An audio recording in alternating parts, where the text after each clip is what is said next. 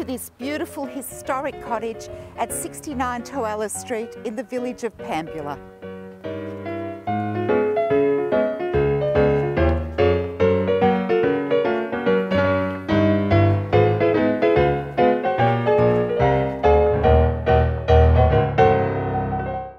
I'd like to share with you a brief history on this beautiful cottage at 69 Toallo Street in the village of Pambula. The first owner of this land was Adam Ballantyne, who was a police constable at Pambula between March 1852 and April 1869.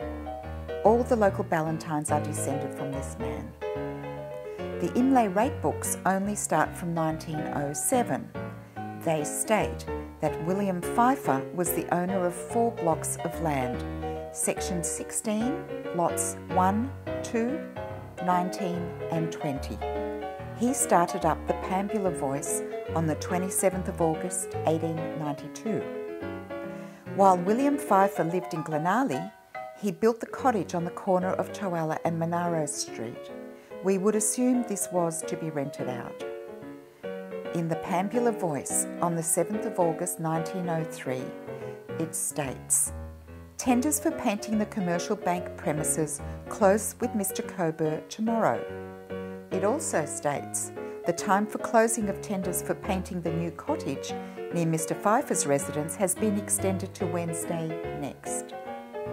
In the Bega Standard on the 11th of September 1903, with the heading Pambula, it says, "Mr. Pfeiffer's new cottage opposite the public school is finished and considerably improves the appearance of that part of the township." He sold the newspaper in 1904 and moved away from the area. However, he still owned his Pambula property until March 1921, when he sold 69 Toallo Street to James Bucket for £690. While James was living in this house, it was referred to as the Pines. You would assume that William Pfeiffer planted these pine trees all the way down his property in Toallo Street.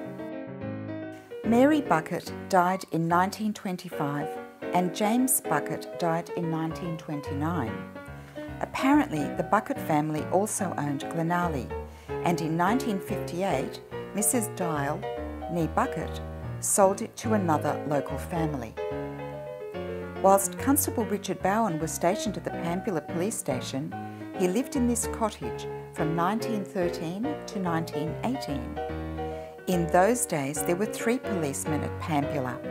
The sergeant living in the timber cottage built where the courthouse garage now stands. The second policeman would have lived in the quarters in the courthouse, and so the third policeman had to find alternative accommodation. Earl Robertson and his wife bought the corner cottage, plus a vacant paddock at the back, and another paddock between the house and Glenalley.